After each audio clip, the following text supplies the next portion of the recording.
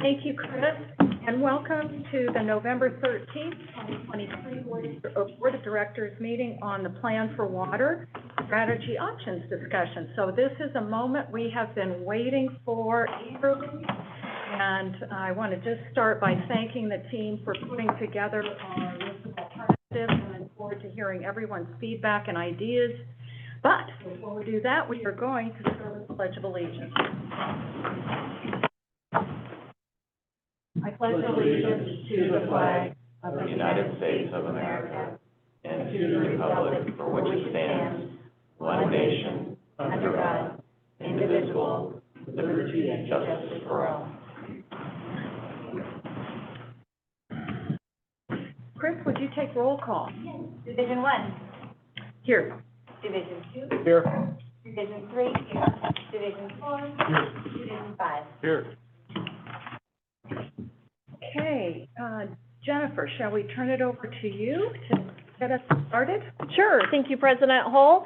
This is the beginning of Stage 8 of the Plan for Water process, and this is the stage in which we look at a variety of alternatives that could potentially address one of two things, and that is either the unmet demands that we have identified through the modeling effort and or other strategic priorities that the board has, such as watershed health.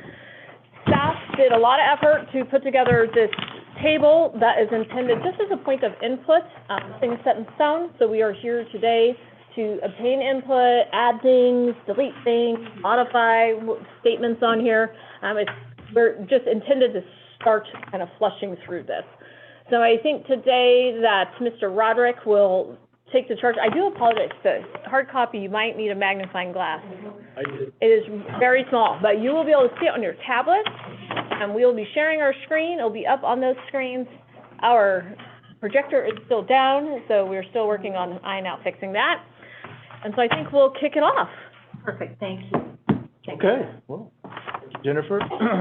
Like Jennifer said, this is not like the end-all be-all answer for all the different alternatives, right? It's just to start to provoke the thought process.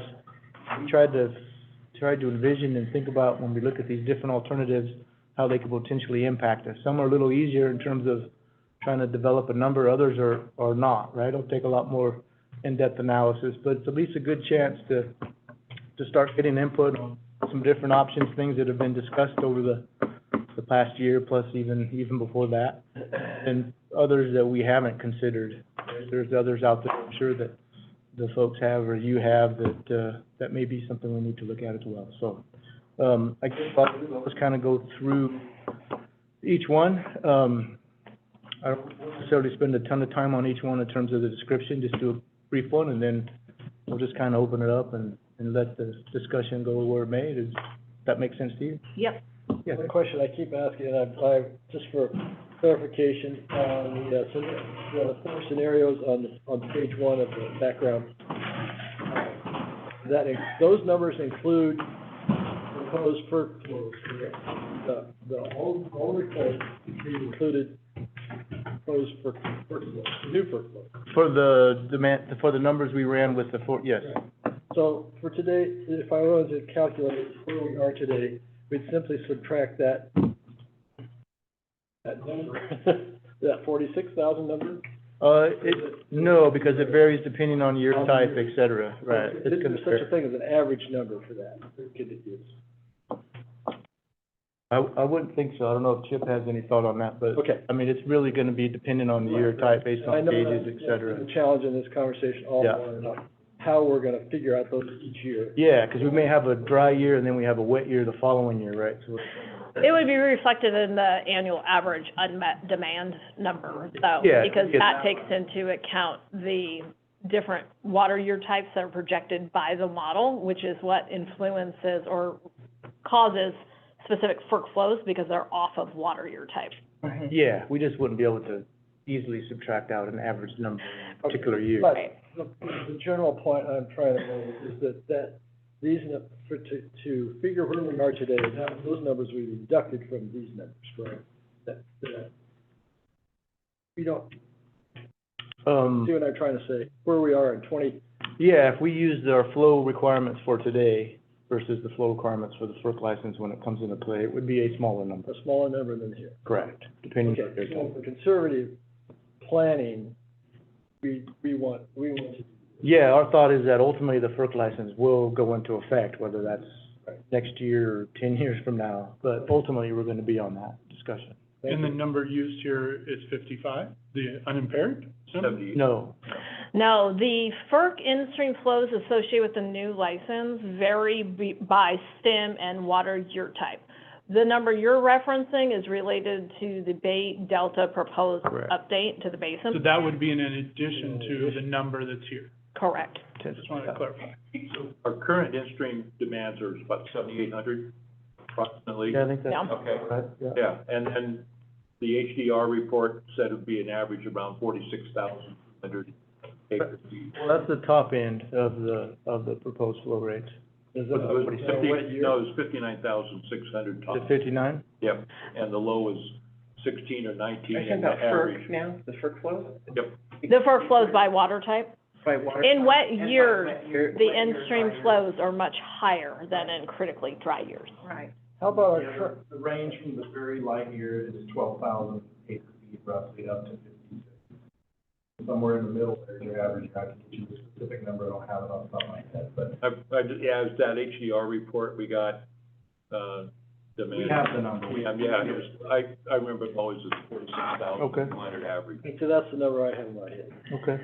One Yeah, more, that's the delta between what we have today is 77,000 acre feet, or 77,700 acre feet.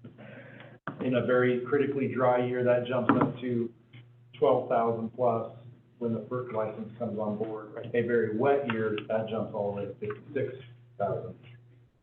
and our current, go ahead. Well, I'm just like, now I'm, you know, there's all this bantering about, so if I'm confused, some of you folks might be confused. So, just so that I'm clear, so in the staff report, scenarios 1, 5, 9, and 10, with the, unmet demands, includes our FERC flows as we see them coming in our new license, or in the ones that we have today, In our new license. in our new license. So this is inclusive of that? Correct. Okay, that's, it's not like on top of. No, correct, we included Thank that you. because, one, it's quite a bit higher demand, and two, we know that's Right. some, so it makes sense to do that. Yeah, if you'll recall, in the modeling effort, the future in-stream flows associated with the new license were included in that reservoir operation. I thought they were, but I didn't know if this final number here included them, so that's why. Includes the FERC, But right, not the unimpaired flows. right, or well, we not don't the know where climate that'll change. land. We'll just be in That court. does not include unimpaired Of flows. course, because we don't know what that'll Nor be yet. the climate change. It includes climate change. Okay, good. Yeah, Yeah, the climate change hydrology was utilized right, as an input into the reservoir operations model. right. And remember when we did that HDR report, we didn't have the updated hydrology stuff too, so Mhm. that average isn't gonna be necessarily what we would expect to see today. Okay, one last question I have, I'm sorry to come down with this stuff, but, the current in-stream flows, do they fluctuate based on water year? Our current in-stream flows? No. They don't, they're the same every year. That's interesting, new question I had today. That's a good one. Yeah, thank you. So I want to just make a reminder to everyone, a lot of folks online, and we have a lot in our audience here. One thing we want to do is, silence our phones so that we try to keep that to a minimum. The other thing is, if you have a question or, want to make a comment, and you're in the audience, could you please walk to the podium, state your name, and then your question? And you can do that anytime during this conversation. And if you're online, you can raise your hand. Jennifer is monitoring any raised hands, and she will put those questions forth for discussion as they are appropriate in the conversation. So, Yeah, our members at home, they can raise their hand or they can utilize the chat function too. thank you. Are we gonna pop up open? We're gonna pop up the spreadsheet and you want to, walk through each column and Sure. kind of our general theory behind the information we provided. Yeah. And how do you want board questions? Because I kind of did organize these by, you know, operations, watershed, I organized my questions that way. So should I hold them till the end or go Okay, I think unless the board desires something different, what we were planning on doing, but we're flexible, is essentially going through each line, receiving input, and then once we finish with the lines that are there, if anyone has anything they'd like to add or additional to talk about that wasn't on one of those strategy options, then that would be the time to do that. okay, thank you. Okay, all right. So, let's, we got it up, perfect. So, first we'll kind of go through, like Jennifer requested, just the different columns and what they are. We kind of laid that out in the staff report, but we'll go through those relatively quickly here. First one is the option, that's pretty straightforward, that's the different option, the name of it that we considered as we took a look at it. Description, again, pretty straightforward, that's the description of that option. To give you an idea what we're talking about in terms of that option. So the costs are high level, right? One of the things, like for some of the things we didn't include interest, we tried to keep everything on the, as simplistic as possible, and it's really for just overall discussion purposes. It's not meant to say that this item will cost exactly that much, right? The idea is that it gives you an idea in terms of the overall picture. Is it a high number, is it a low number? Some of those we don't really know because we haven't done the analysis in terms of how much impact to revenues and stuff like that. So we kind of identified ones that we could, again, relatively simplistically. Other ones, we just suggested that there is going to be an impact when we're thinking about it. We just don't know how to quantify it because depending on how it's implemented would make a difference in terms of how much of an impact to a revenue that it would make or not. And we can get into those details as we go through each option. Change in acre feet, again, that's what we think there would be the benefit, either an increase in supply or a decrease in demand. So we use that column for that. Legal considerations, whether we think there's any litigation potential, whether certain things we do is even legal, water code wise, et cetera. So that one we identify if we think there's issues related to legal considerations we're gonna have to deal with. Environmental impacts, again, high level, not getting into the details. We're looking to see positive, negative impacts. You know, getting into the weeds of a particular option would be as you actually start to move forward and really implement it, where you have to do SQL work, et cetera, et cetera. So again, it was just trying to come up with the basic impacts we think would be as a result of the implementation of the project. Same thing with operational impacts. We've tried to figure out what does it take for us to operate and implement a particular option. Feasibility, again, that's kind of a high level. Is it feasible? Can you do stuff? There are certain things, yes, you can do. Is it feasible because maybe the costs are so off the charts that it's really probably not feasible that way, but we wanted to be able to identify things where we think it's feasible or not feasible. Customer impacts, how are those things gonna affect folks? Is it gonna improve their overall customer service in terms of water deliveries, et cetera? Is it gonna be worse? And then back up with regards to cost, some of those we put in there some real basic ideas with regards to cost to customers if we implement one of the options, and we can talk about those as we get to each one. Risk, it's just overall risk of the implementation of it. You know, whether it reduces risk in some aspects, but it increases it in others, so try to identify that. And then other considerations are just other things we just want to throw in there for discussion purposes to get people to think about it and discuss some different options. So, if no questions on that, we'll move forward to first option. Okay, first option is a carryover storage.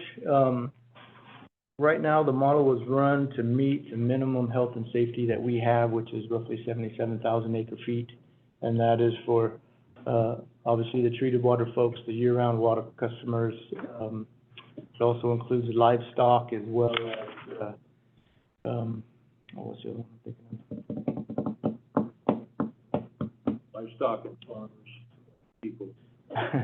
Yeah, those are the three, something that's escaping me. But anyway, it's really that minimum, and the flow requirements. So that's based on the current flow requirements. That 77,000 is based on what we're doing now, not the new one. So the new flows kick in, it would be maybe more like 85,000 acre feet is the flow, or the carryover storage that we'd be looking to do. And this is as of which date each year? I'm sorry, what was that? Which date? I think that's The end of September? October. I think it's October, right? Yeah. End of October? Yeah. Which is different, you know, the minimum, so the model was basically set to the minimum, so that we always have that. In many years, our average carryover storage is much larger than that, but obviously in times where things get tight and water gets scarce, and that's what we're looking to keep, so. Is there a current goal? I mean, this is the minimum. Is there a current goal that you drive operations to? Specific. Yeah, no, we just run it based on current hydrology, we run it as tightly as possible, and, we're generally way over that 77,000. Yeah. Like 130 or something? 130 is roughly. Kind of the average that we have. So, yeah, I had a couple listed questions, ma'am, can I go through these? And I tried to group them all in one so that I won't be all over the place.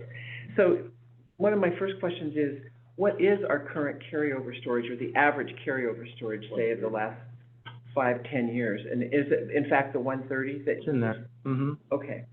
And then how did you come up with 77,000, exactly?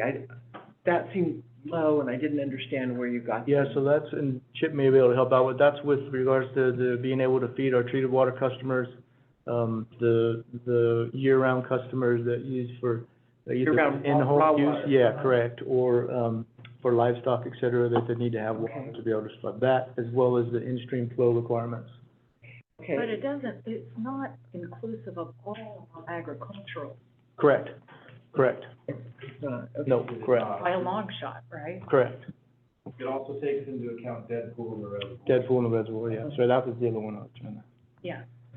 So that 77,000 was, which was used in the reservoir operations model, that then was one of the drivers of the future unmet demands.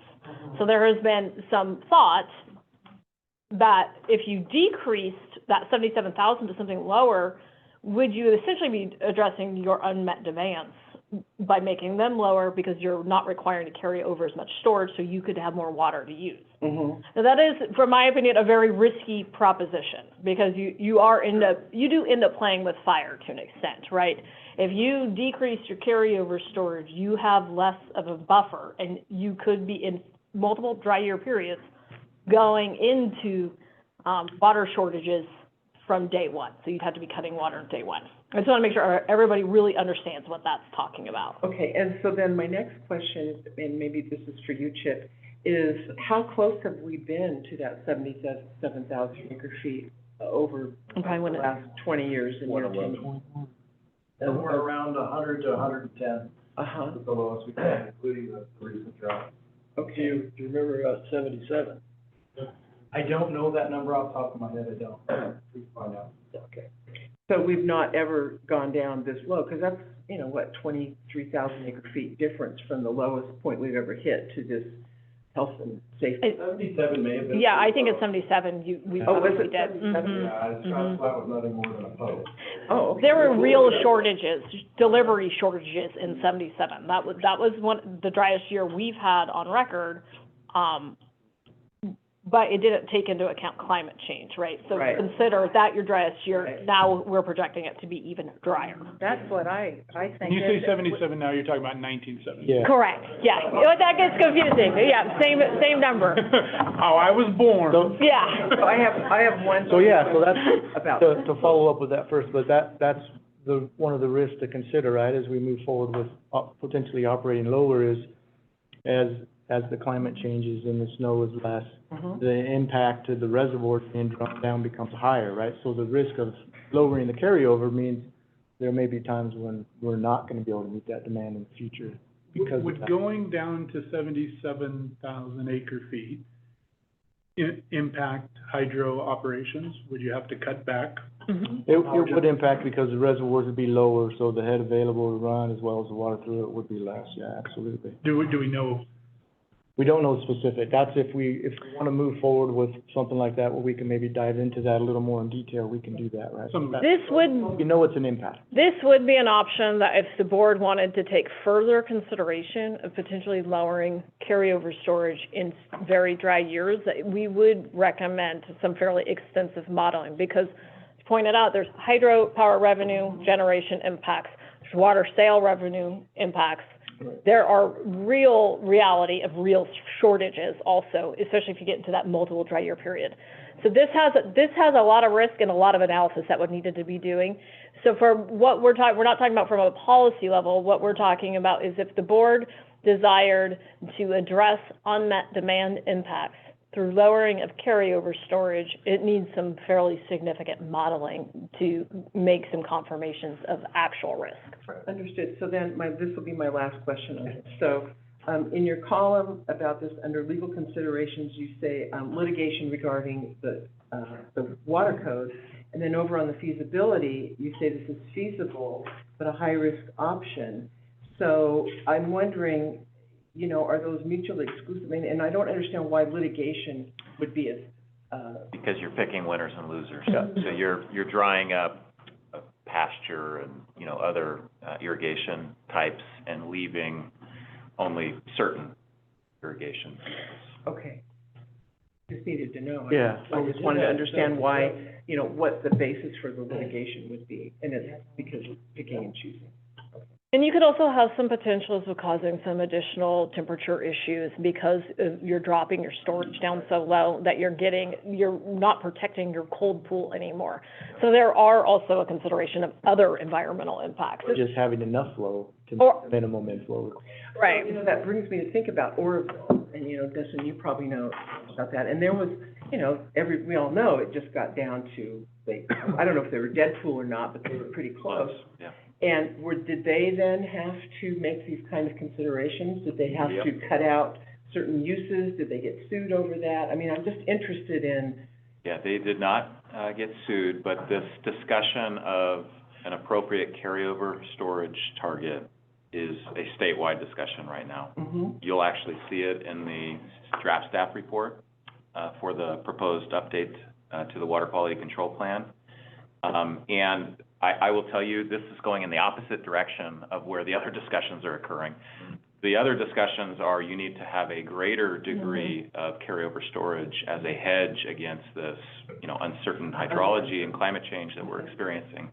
So this is going against that. This is relying on a riskier operational regime, and it could really pinch you. You could operate, you could survive year one, but if year two doesn't bail you out, you could have even more significant impacts to your customers. Well, I was just interested to compare it to Oroville, because we have a real-life example there. And if you want, so a little follow-up for you. In Yeah. 77, we had 27,000 acre feet. We dropped it to nothing. That was right. And that actually was the birth of a drought contingency plan was that year. Oh. Since then, we have been much higher. Now, we have had a few years in the 90s, mid to low 90s, but most of the years is up above 100. Thank you for that. So, That's helpful. Too high risk for me. I wouldn't pursue it, but I think with the unimpaired flows, we may be seeing this. So we need to probably be prepared to model it, that we will be going below our public health and safety levels. And to me, that's scary, and that's not prudent.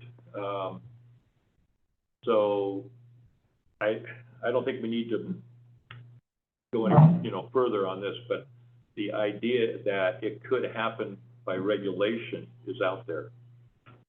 And Oroville last year cut off their hydro. They couldn't produce anymore. The rice growers only got 5% of their allotment, and that wasn't enough to wet their ditches. So, yeah, they drained Shasta and Oroville. Yeah. So then then it comes back to, so your not recommendation, but the modeling change was 30,000 acre feet. And so then my real estate person's like, oh, well, what if you only took 10? Is that something? Yeah, no, absolutely. I would never support going all the way down to our health and safety, but, maybe we could at some time take 10 out of it. And so I'm interested in how that would model out. You could certainly model it. From a modeling perspective, it's not difficult to model. Mm-hmm. I think something that's important to note is we're talking about the reservoir operations model predicted unmet demands on an annual average basis, as well as for that 3 driest year scenario in the model run. is based off of only having a carryover storage of 77,000 acre feet. Uh-huh. So if you're going to lower it, essentially what you would be doing in the model is you would likely be shrinking your predicted unmet demands. I don't know that that's a prudent strategy to plan around. Well, I guess, and it'll become apparent, I've done a lot of balancing and looking at all these different alternatives, sort of looking at, one from column A, from column B, and column C, and, maybe reducing them by 50% and seeing, well, how much do we come up with? And part of my thought was, if I'm wrong, because I'm not the expert here, but, like, what if instead of lowering it to 77,000, we lowered it to 90? Is that? Raised it. Oh, Yeah, you're increasing. I'm sorry, yes, okay, I meant the other way. Yeah, but let's say you dropped it to 60. For me, it's too high risk of a strategy. Yeah, that's true, yes. Because I just think that we're solving a problem today where the implication is not understood for the future. Right. And that's not a risk I'm willing to take for the district personally. I just think we have to deal with what we've got. Mm-hmm. And, so for me, it's just a very not good strategy. Although I'm glad to see it's here as a discussion There's a potential, point. isn't it? Yeah. Yeah, it was one that was definitely brought good up to have. Yeah. in our tech For group, me, yeah. doesn't work. It seems to me that, we should be talking about increasing from 77,000 to something close to what we operate at today and historically, because we're struggling now. So I appreciate, and this is very valuable to look at this option, but I'm inclined to try to agendize something to increase this limitation going forward. We can model it with a higher carryover storage just as much as we can model it with a lower. So if the board feels that it would be better to see what it looks like by increasing that amount and how that impacts, we can do that as well. Mhm. If you want to do 90 or 100 or whatever the number is, we can do that. Well, I think we can come back to it, but it was just an interesting way of analyzing it and looking at it from perspectives. Good start. Yeah, because lowering from this 10. No, that doesn't make any sense. That's like lowering from Yeah. today by almost 45%. Right, that doesn't It's make like- any sense, yeah. That's difficult. And you also want to be careful during this particular exercise. Remember, this is planning. You don't want to manipulate numbers to have to reduce planning. Because what we've learned about climate change, and especially become more true even the last 5 years, is we really don't know. I mean, it seems like almost every month some new statistic comes out that says it was worse than we ever thought it was going to be. It was worse than it was ever modeled. Right. So I would caution you with this particular strategy. I think that because we are planning, I wouldn't necessarily plan based around manipulation of a number and a Of the model. carryover storage. Right, to arbitrarily lower your unmet demands moving forward. I think that is a risky proposition. Yeah, it is. So the next one, Other questions about carryover? sorry. I just wondered. Is anyone, let's see, I'm not seeing any questions online. Okay, we're ready. Okay. So the next one's canal automation. We've talked about this in the past. And so what we looked at is we've got 161 canals. We figured an average estimated cost about 50,000 per station, at the headworks, which is the automated gate and the control structure, and then roughly 8,000 at the tail end, which is just monitoring the spill coming out the end of the canal. So we use that average estimated cost, and then we just assumed it across them all to come up with at least the general idea what that number was, which is a little over $9 million. I think the thing to key in on here is that the change in acre feet, we only show that we thought it'd be 2 to 5%, just because of the way our system works and that some canals feed other canals, and we have to have water available in there because we don't know when customer A is gonna turn their water on versus customer B versus customer C. So it's not as simple as just being able to open and close the gates and shut them down when people turn on and off. Same is that some of these locations, it takes a long time for the water to get from the gate to the customer. And so this thing's trying to chase its tail at, 8, 10, 12, even 24-hour delay, depending on which canal it is. So our thought process is probably more in that 2 to 5% maybe that we would see. In addition to that, there'd be a little less in terms of labor costs associated with the WDOs making those corrections as often as the gate's trying to do that.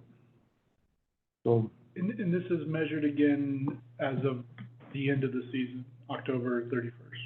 You're saying it'll save you $2,400 to $6,000 in the at the water, end of the yeah. season? Mhm.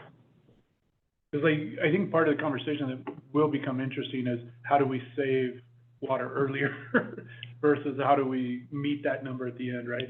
Yeah. I think it's actually two things. Like, we need to have water storage earlier, and we need the carryover. Mhm. So this is something we're already trying to get these automated gates in Correct. and budgeted for it this year. Just want to talk to the negative impacts on some of the local drainages. And the reason is because when some water leaves our system, it becomes environmental flow. And I know that there's at least one canal supporting a very important colony of the black rail bird. And if we were to cut that water off, that colony could decline and be threatened, and it's a threatened species. I just want to, show that there's more benefits that we'll have to analyze on this. And then, just a point of clarification for this one, with all of them, the breakdown between the treated and the raw, it was again, a very basic number, which is just looking at how much of the deliveries we make are for the raw water purposes and how much are for the treated water, at roughly 93% or so. So I just broke those costs down to give you an idea of per person it would cost. And something like this, I didn't spread that out over multiple years, I just assumed the $9 million be spent relatively quickly, and so you split it up amongst the customers, that's where you get, the raw water customer is about $1,700 one-time deal, and the treated water was quite a bit smaller, only 28. They use very little water for that overall. Do you have a ballpark on the labor savings would be? I don't, partly because we don't, we'll have to figure out, because we're gonna be maintaining all these different gates and stuff, so whereas reduce the WDO, maybe the operation of going out and making adjustments manually, we're gonna have to deal with plugs that we'll have to clean out with these gates, as well as dealing with the automation, as well as, dealing with SCADA and all that type of stuff, right? So, especially when it gets complicated, when one head gate actually serves the canal, which serves 6 other canals, and those all have head gates, and those head gates gotta talk back to the main gate, things will get pretty complicated pretty fast, so I don't have a good number. We just think that overall, in terms of the WDO actions of going out and regulating the flows would be less, because the gates would be doing that. But the operation and maintenance of those facilities may offset that, and we just haven't done that kind of detail to be able to tell you. So obviously, this is a strategy that could be implemented over a course of, let's say, 10 years. Yeah, absolutely. And that's part of what we're doing now with the measuring stations, at least at the end, right? We're starting to see how much water we're spilling, et cetera, yeah. Exactly. It just seems to me that automation of the system should be something that's in our planning. In our site, Yeah, and it may be that it doesn't yield a huge savings, but it's something that's important to do from a modernization of our canal infrastructure. Yeah. It'll also allow us to start collecting better data, that if we can integrate all data, we be able to better leverage technology moving forward in the future that we're not well suited for now, because we still operate the system like it's 1850. And this one would give you better information in terms of what's entering and exiting the canal. But this in itself would not give you better understanding of how much is going to the customer versus that we're losing to the air, et cetera, right? There's still some, we don't know if it's seepage, evap, or the customer using it. That definition still wouldn't be there. We could just tell you the gross number would be a better number, but the detail within that number would still be pretty. Is there like, an 80-20 component here, like 20% of the gauges and gates would do 80% of the work?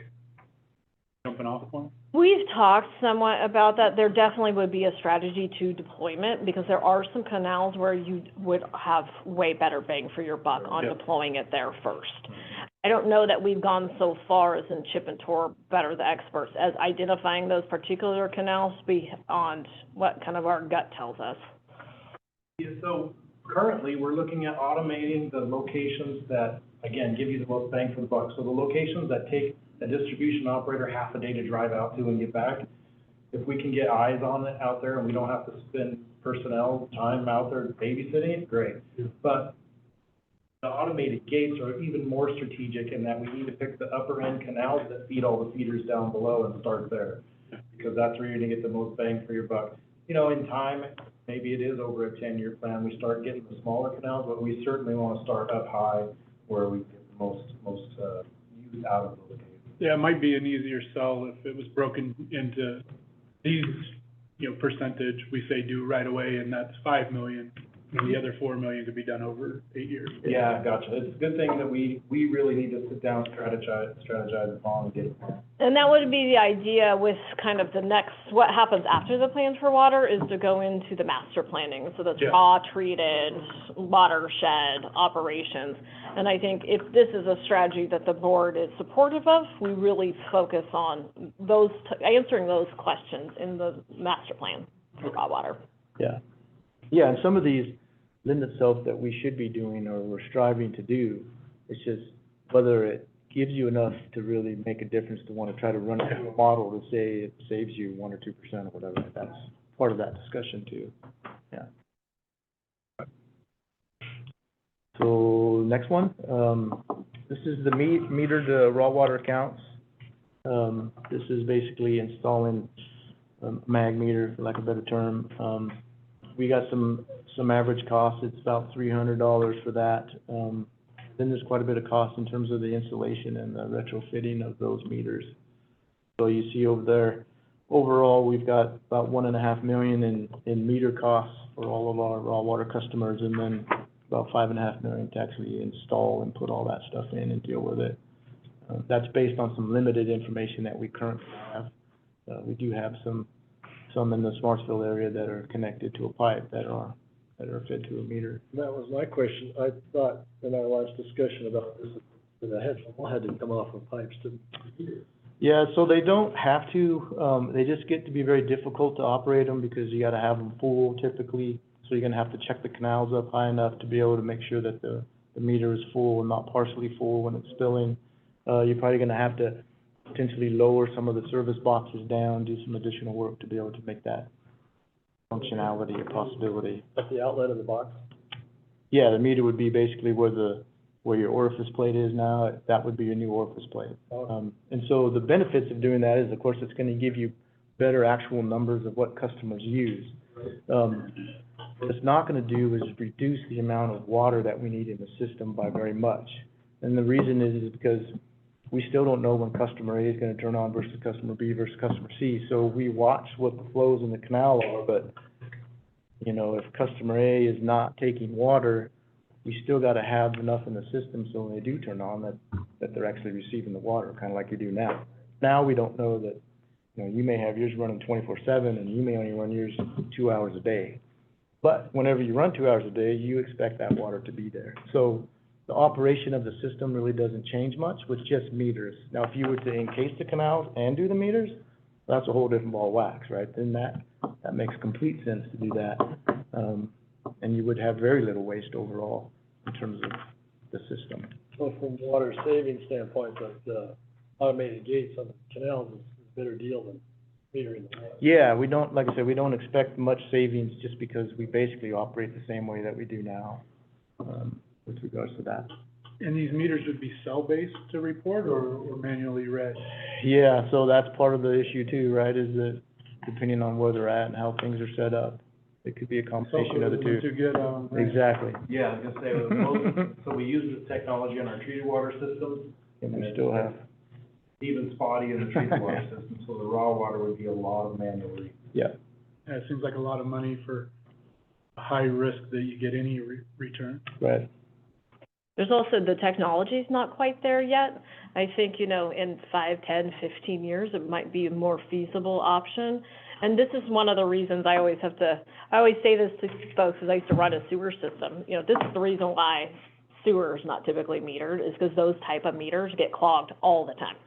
And so just coming off of a ditch, we're gonna have a lot of similar issues with it. I don't quite feel that the technology is quite there. And this particular kind of category, I think we're better off focusing on canal automation, you know, starting kind of at that big. And let's focus on that, and then over time, because you also, one thing to keep into consideration is once you start metering when you haven't metered, your revenue requirements are gonna increase slightly because you have more parts, meters are more expensive, clogging. But you also have this redistribution of revenue collection by customer class, because right now it's more split evenly amongst the customer class as opposed to based off of real-time water usage. So it is politically difficult for your customers to accept. Well, I really appreciated seeing this Yes, I do too. because we have been. I know, right? And so I really appreciate the effort that it took to get this information, and I do hold out hope for the future that at some point, this could make sense when the technology is right and it's not a pain in the rear end to manage. But, I just appreciate seeing this. Me too. Yeah, I know of a meter that if it's under 1/2 second foot, doesn't register. And they can plug easy too. They plug really easy. 225 gallons Yeah, a minute, yeah, they plug real easy too, that's the other issue. yeah. They don't read accurately. Yeah, we have a pretty sophisticated filtration system just to keep Yeah. the 4-inch pipe from plugging. Right, can you imagine a meter? Yeah. And it needs to be cleaned every day almost. Yeah, Yeah. 6,000 of those? Do you have lots of crawdads in there? Another crawdad trap? Yeah, crawdad feed. Get a how to boil, crawdad boil. I think we should. Yeah, crawdad fest over at So the next one then will be, the rotation of raw water counts. This is gonna be a very difficult option to implement, basically because we'd be going back and turning boxes on and off every day, every other day effectively. And so, very difficult to do. It's also gonna impact the ag community, just in terms of when water's available, when not. We don't necessarily expect a bunch of reduction, because a customer now that may only use it for half a day every day is now gonna use it for the full 24 hours. Right, before they're Turned shut off, off, yeah. or she's turned off every other day. But the labor and manpower in which to do that to the 225 service boxes would be very labor intensive, and we're not sure that's gonna be a whole lot of value in terms of reduction in the usage. Yeah, we don't think it's feasible, and it's not worth the cost. It's feasible, but I'm wondering, in the conversation with the metered raw count, I'm talking future, if we had automatic meters, then this kind of, rotation would be more possible? I don't think the mag meters currently the small meters function like that, to I turn think off. You'd have an automatic valve, so you're back to a pipe I system. think with the meters, if you had, especially if you had an enclosed system, I think the benefit would be there is you'd have a volumetric rate. And so some folks that run 2 inches and they just let it run through their pond continuously, if they have to pay based on a volumetric rate, they may be more likely to use less water for that purpose, depending on what that cost is. Or some folks may find that the price is great and I will continue to run it. In fact, I'll buy more because it doesn't make sense to me, so. Yeah. I'm not in favor of the rotation of raw water accounts and turning people off and everything, so that's just too much. Yeah, a lot of people irrigate every day because they're on Sure, especially rotation in some of Yes. the off. on their own farms. Yes. That works. Other farmers, ranchers rotate amongst themselves. That works. Yes. For most of us, we would have to redo our whole piping. Sure. No, we just thought it was an option to talk about, Well, it's Yeah, good that you good. have that brought it up, discussion. I think. Yeah. That one, Rich, I think is understated. I mean, these irrigation systems, for the most part, have been designed to run based on the current system. And if you say you're only running water 3 days a week, now I have to go architect and implement a complete different Right. irrigation system. You could be talking hundreds of thousands of dollars. So it could be a huge impact. Okay, so we'll got through that one pretty quick. You got one, that's good. We're already doing. Okay, so the next couple are watershed management. First one is meadow restoration. And basically, my understanding, Greg, you can help out if we need to, we're currently doing the English Meadow, which is by far the biggest one within property that the district owns. There are two other smaller ones that we can also do the same type of work in. It's estimated at a little over 400 acre feet that we're anticipating coming out of English Meadows with this improvement. And so just in hindsight, we would expect the smaller meadows to produce less, which is why we kind of came up with roughly 1,000 acre feet. We already are doing this. I think it's invaluable thing that we continue to do this. We also get grant money for this, so we're already implementing it. It seems like a no-brainer to continue to do that. It's just not necessarily gonna give you a big yield in terms of additional new flow into the system. Yeah. Are there meadows that we don't own, let's say they're on SPI property or whatever, that we could partner with somebody? I mean, we own so little land. Is there opportunity to partner with somebody? And not that it would be a huge bonus of water, but it might. Well, Van Dorn. Well, I know. It's just private property Yeah. in which you have to work with them. The watershed itself, as we say, it's about 70,000 acre feet. Right, I know. 70,000 acres, square acres. So, you know, there are probably smaller meadows in this area, within our watershed, but English Meadow by far is the largest. As you look just from a Google Earth perspective down onto the top of middle Yuba. These other smaller ones we have, Shotgun, and, you know, they're even higher up in the watershed where they're more granite based. There's not a lot of sediment built up. There's just more of a forestry related process there. Tracy? Hi, Tracy Sheehan, South Yuba River Citizens League. Circle has a really big investment in watershed restoration, especially meadow. And I'm not that department, so I don't have the numbers memorized, but I can get that to you. And I'm sure we would love to, in any way, add that to the mix or the knowledge base or whatever the case might be here. One more advantage of meadow restoration, when we talk about snow being a bank, meadows are your bank. Mm-hmm. So you might be getting, an acre foot of water, but really what the difference here is that you have a bank, and it impacts the timing of flows. And so we see those coming down later in the year. So thinking about it as that function is pretty critical as well, so. Are you saying that the 1,000 acre feet would be renewed monthly, weekly, during the early part of the season? So it's coming down as it's a bank, so it's staying up in the meadow. Oh, I see. And so if you have a restored meadow for so many different reasons, you don't have compacted soil, it's not channelized. The water is actually staying in the meadow, and then you're seeing the stream flow coming out of that increasing later in the season. Okay. And so the more meadow restoration we can do, the more that we're actually recreating that bank. Yeah, so this 450 acre feet is an analysis that we've done at English Meadow, in the last couple of years. And so with the help of UC Sacramento, and Plumas Corps up in the Tahoe, we've got a pretty good assessment of the size of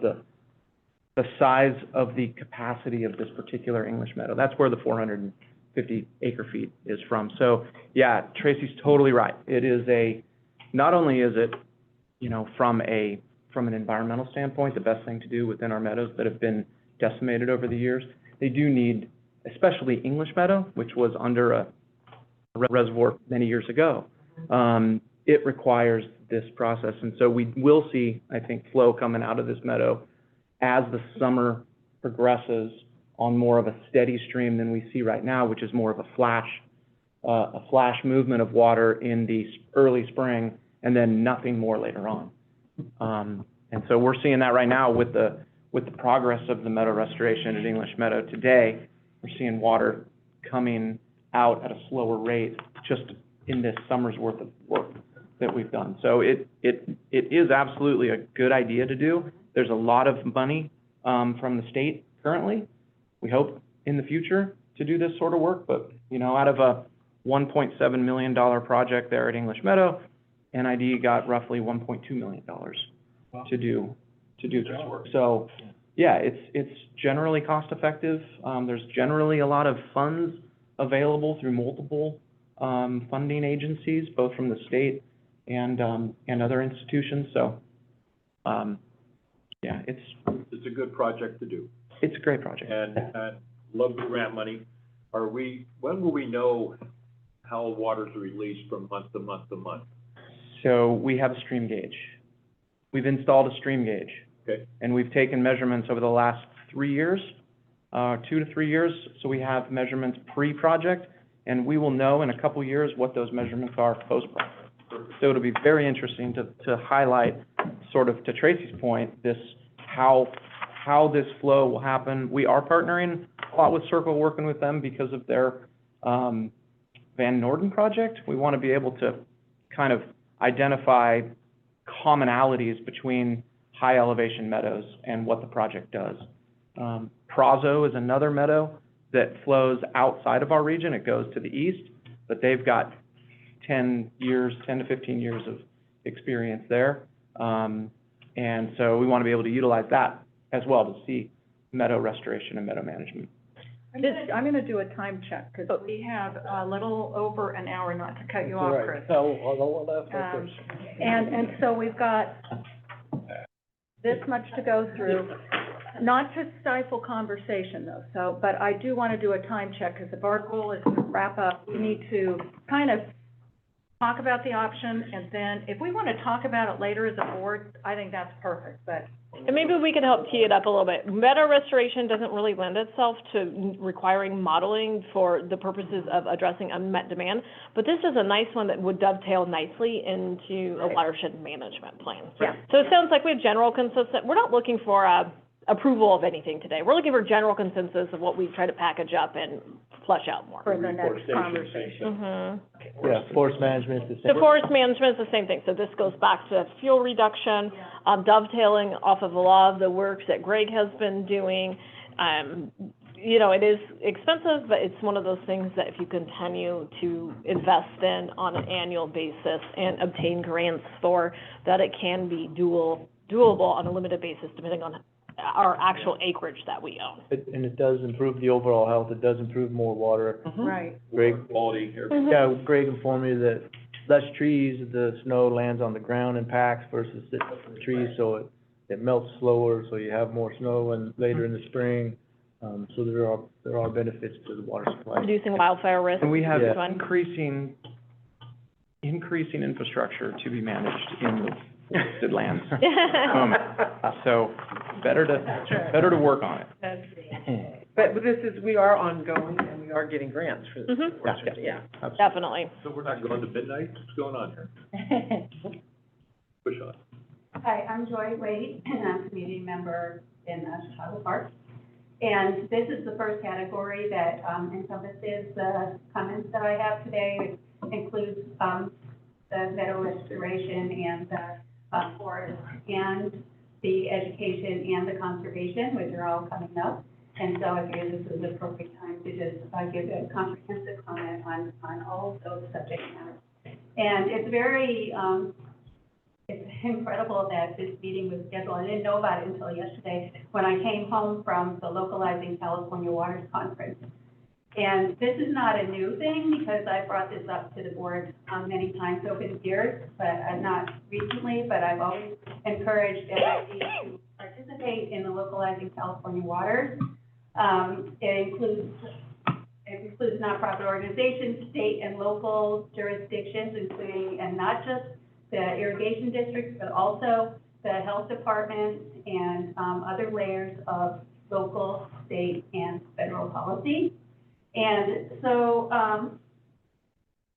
I wanted to suggest, so here's the theme of this past conference that was just last week, and it's held near Yosemite, and basically it's a conference to help communities build their water resilience. And it's so comprehensive, and I really recommend that NID participate in it. And I really think, so I want to give you a little bit more about it, because our community hasn't really taken the ball and run with these ideas yet, but other communities in California and around the world have. And forward-thinking communities are hiring consultants to facilitate planning local water futures. It's great that within the NID system, high elevation meadows are being restored. Many local nonprofit organizations have participated in the plan for water process, and these collaborations are in place. The collaborative network could expand to include the building department, health department, city and county governments, and others.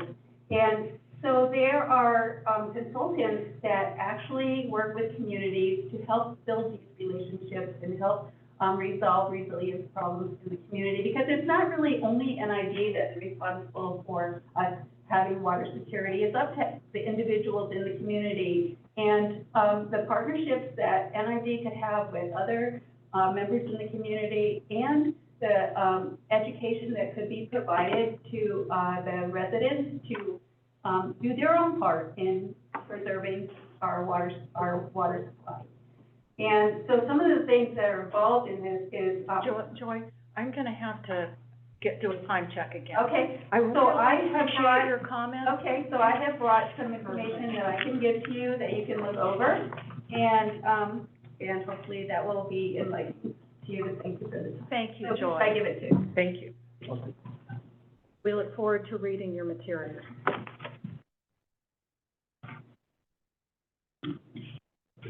About, the question is about the 1,000 acre feet, is that new water or is that total water? And what's the difference? That would be new water that we would anticipate into our Additional system water. because of the improvements, correct? So what are we already measuring? You're measuring the flow right now after the. Know how much? I don't have those numbers off my head. So I'm trying to get a cost-benefit ratio of increasing it to 1,000. Is half that now, or is it a quarter that now? Well, it'd be water stored at the meadow, at least over time, I get that. versus Through the summer, that same water being flushed earlier, and then, stored at a dam. and then rolling over the spillway, Running over and the then just spillway out, not being used. right? Yeah. That's the difference. Okay, the next two, are canal improvements, and that's encasement as well as lining. You can see from the number, pretty obscene to consider doing something like that. 1.7 billion. You know, I think, obviously, we're doing that now, right? We look at areas where we have a problem with a canal where it's continuing to leak or to overtop or to have issues, and so we're already strategically implementing this program. It's just obviously too much less degree than to literally encase our entire system. That number would be literally to encase our, 500 miles of the canal, which, in which case then you would have a closed system and everybody on meters, and it'd be great, but nobody could afford to pay for something like that, right? It's just not reasonable. So, you do get some benefits in terms of the raw water deliveries. I think our treated water system has about 10% loss right now overall with regards to leaks or thefts or, as part of the audits that we do every year. So we can't envision that this would be much less than that, which is how it kind of came up with the 10%.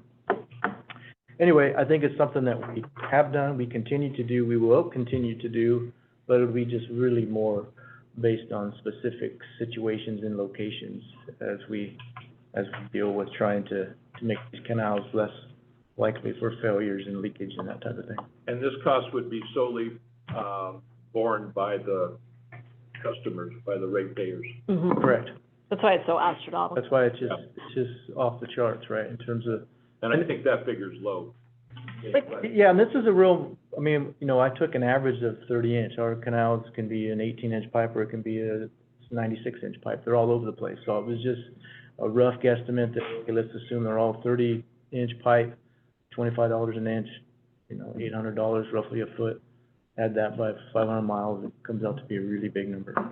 And this is one of those ones, I think, to what Director Calder's comment earlier was on the canal automation, that it probably makes sense to do this in some locations where you get a lot of bang for your buck. this just isn't well suited to modeling, but it is well suited to further analysis in the raw water master plan. Yeah. You know, I think it, just to say, oh, we'll do them all, that's sort of silly, we would never do that. Right. But there are some targeted areas where we Yeah. can get a big bang for the buck, so I would like to see, however you look at that, have it looked at, because I think it's got potential. Yeah, and historically, we've had difficulty doing this in locations that we do it in. We're challenged quite a bit on the sequel side of it for encasement of canals, even small sections of it. So trying to do a larger systematic approach would probably be quite difficult on that arena. How much would the lawsuits add to the cost? Could be a lot. 55%. So, is there any other questions really related to the two? No, but glad to be Yeah. presented. Yep. Okay, the next one is, storage augmentation, and the first part is about, sedimentation, which is the first three which is item number one, and then there's A, B, and C. Really, we just looked at the three bigger reservoirs in terms of sedimentation removal. And you can see there's, based on the last bathymetry, there's about 10,000 acre feet, almost 11,000 acre feet in Rollins that has been silted in, both on the Greenhorn side as well as the Steep Hollow side of the Bear River arm. We've got about half in Combie, that's a relatively small reservoir. We've got some in Scotts Flat. And the numbers that I used were based on information that we've done recently for both the Loma Rica Reservoir as well as Combie, where we had the grant, where we did some work on Combie Reservoir. And this is in the dry. These costs are in the dry, and you're able to remove them in the dry and place them literally on the site or right next to it, not having to truck it off, et cetera. So these are on the very low conservative side. You're not gonna be able to do that, especially in the large volumes. Also, there's gonna be quite an impact to reservoir operations when you go to do that, because you're gonna have to lower the reservoirs every year for a certain amount of time to be able to pull material out. That's gonna happen over a significant amount of time. You're not gonna be able to just pull that kind of volume out over one season. So it'll be a continuous ongoing. We have an obligation for ongoing maintenance to do that on some sort of interval, to get rid of the sediment, or Obligation. is that part of? It would be a self-imposed obligation if Right, you're supposed to make a policy. No, I think, you know, as with, You just let them do just silt up and then they go away, or, I mean. I mean, yeah, you could. There are very, very small reservoirs we have that are all full of sediment. And for like Rollins, for example, there is some quite marketable material on the Steep Hollow side and the Bear River arm side. And we've gone through that process to get access through the property. Right. Then we did the secret document for that. So that is something where you could potentially do a lease type of thing where somebody's coming in there and pulling material out over a 30 or 50-year window, which would overall help you reduce that level of impact to the reservoir at probably a potential benefit to the district in terms of whatever that lease number is, in terms of the property rights to be able to do that. But we've got an existing lease on Greenhorn, But we have an existing Currently. one. Right, with operating there right? every day. There for, Yeah. Yeah, and it still continues to Yeah. go down. I know. It's huge. Yeah. They're not taking enough out. Well, there's only so much in the area that it's located, makes Uh-huh. it difficult too, right? If you gotta truck it a long ways, then that material gets very, very expensive. And on the Greenhorn side, most of that material is actually not very good. Most of it's silt. Very little of it is probably marketable sand, and small gravel. So it's probably not feasible for somebody to try to make a living on that stuff in there. But on the Steep Hollow side, more likely to be able to do that. So, and we've lost, in Rollins, for example, 16% of our total capacity, and that's over like 60 years? Correct. Okay. So it gives us a sense of how long How, it'll take. yeah, right. I think from the perspective that if you could make money by leasing out the rights to mine the material, that's probably a bad word to use right now, but to Plain. remove the material and sell it, that probably makes sense on a long-term basis kind of for that maintenance. But to do sediment removal specifically to address unmet demands, I don't know that you could do it fast enough due to the cost for it to make a difference, Right. if that makes sense. Yeah. So in my mind, this is something more, okay, this would be ideal if we could increase revenue and address a long-term maintenance and operations issue, but it doesn't necessarily make sense to address any predicted unmet demands moving forward. This would be, this, if I, something for partnering with some of our local NGOs, is that they address, you know, certain NGOs are addressing, old abandoned mines in the area. And Right. a lot of the sediment's coming down from old abandoned mines, right? And I know Circle's doing a lot of work there, so that could be Sierra Fund. something, yeah, and Sierra Fund, so those could be opportunities to partner with some NGOs on upstream, above reservoir, land restoration. This could be a goal in the watershed management plan as well as probably an operations plan. Yeah, and you could potentially look at, debris dam, you know, something where you're actually trying to catch it and remove it on a regular basis, Before it gets done. sacrificial one versus like, you know, kind of like, oh, what's the one there at Auburn? Yeah, above, Mine just went blank. middle, no, it's on the north. No, it's on the North Fork, oh, sorry. Anyway, when they were building the Auburn Dam, they built that one as a debris structure that ultimately was meant to fill in, but to keep that from filling into the new reservoir. So you could potentially look at options to try to limit additional increases, but you're gonna have to put something in there, and you're probably gonna have to be pretty proactive in maintaining it or removing material on a regular basis, or you'll wind up in the same boat that we are now. Okay, any other questions on that? No. Okay. What's that? Combi, is that next? I kind of lumped them all three together, if you want to talk about one specific. The Combi's lost 50%. It's lost about half. There used to be, Built first.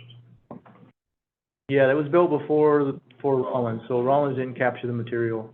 Yep. I did, yeah. And there was an active site, even in the reservoir back quite a few years ago, we had. Correct. A lease for some material out of there as well. Let's say that we created new storage, whatever it is, off river, on river, it doesn't matter.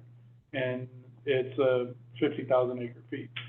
Would there be a management plan to make sure that it stays at 50,000 acre feet, doesn't fill in over time? That would be one of the things you would want to do in constructing a new on-stream reservoir. You would construct it in a way that it would be serviceable. Yeah, if possible, that would be one of the things you want to do, whether that's a debris dam or a way to go in and. And what we have today wasn't constructed with that in Correct. mind. Okay. Correct. I was gonna say, it just, if we were putting a 20,000 gallon water tank together and started filling up with dirt, we'd clean it out, right? Yeah. I remember living in Lake of Pines, they went to dredge that thing because it was filling in and it was super expensive. Yeah, and that's the problem, is you delay maintenance until it becomes this huge obstacle and then becomes cost prohibitive to try to do it, Yeah. which is So kind of. that's, I guess that goes to my point, is like at some point, you gotta make a decision that these locations, we're not gonna let this happen. That's probably where it's best to spend the extra money. And I think that's nicely addressed in watershed management plan, operations management plan. Yep. Yep. Okay, so the next one is new storage. And basically, we just looked at the Bear River arm. You know, Scott's Flat is a relatively small watershed, same with, Jackson Meadows. It's not gonna fill on a more regular basis, so we kind of focused on the Bear River side, which is more likely to fill a new storage facility. And so we looked at a couple different options you see here, a couple options related to impacts to Rollins, whether we raise Rollins, whether you build a new Rollins, one in front of it, to get some additional storage, as well as the one below, which was the Centennial site. So those are the four that we took a look at and included here. The prices actually, there is a little error in the description. I wanted to clarify that. Originally, I had only had dam construction costs in there, but I changed that, and so the numbers you see are actually the dam construction costs brought up to today's dollars, plus a contingency for all the other pieces that you have to do. For raising Rollins, it's gonna be relatively small because the footprint is relatively small. Building Centennial, you're gonna have to remove trees, you're gonna have to do a whole bunch more work, so that contingency was higher. So that number actually has some contingency built in for those additional costs. Again, it's just a high-level cost to kind of give you an overall idea. what storage and what the costs are related to an 8-foot project. If any of those options were to move forward, we would completely You would- do a cost estimate, a brand new one. Things have changed a lot since those were originally done. These numbers were from 2016, plus you did. Yeah, 16, 17, and I kind of projected them to today's dollar, I think- off the ENR. Yeah, and the Rollins, I think, was 19. Those costs were 19, that I brought up to today's rate. So I appreciate the difference here, because we've not heard this before, the difference between just raising Rollins and rebuilding it. That's a new idea that, we haven't heard here. The Raising Rollins? Well, no, we've talked about. Rebuilding it. So, there's never been a discussion about these, well, okay, they were just combined and doing something with Rollins. Mm-hmm. Raise it enough to get 50,000 in it? 50. I think it's really pretty good bang for buck without doing numbers versus the other options. That, I'm glad to see that that it is an option. There are, and there are different risks associated which one that you do, Brad. The second one, which is the 76,000 acre feet, which is basically removing the old dam and building a new one in its place and taller. Huge risk for the district, not having Rollins Reservoir for 4 to 5 years, no power generation, 4 to 5 years. That's gonna be a big impact, where the other ones allows you to operate Rollins at some level to give you a little bit of comfort while you do that. So could you comment on, the Rollins increase to 76,000 acre feet is determined as not feasible. Yeah, that, But the 50,000 foot said feasible, and then oddly, the 80,000 feet said feasible. yeah, So, yeah. So it's related to what I just mentioned, which is the about rebuilding. 76,000, we're actually removing Rollins as a storage option from our facilities for the next 4 to 5 years. Okay. So there's a huge risk and impact during that time while we construct it. It's cheaper to build that than the 80,000, you only go, or is it 4,000 more acre feet, but it costs you how many hundreds of millions? Mm-hmm. Because that one builds a new dam just below the existing Rollins, Mm-hmm. and we would keep Rollins there, and then when the new dam was built, you would then breach Rollins and fill behind the new one. But to fill the canyon is so much larger, the material in which to do it is considerably more. That's why the costs are so much higher for a relatively small increase in the capacity.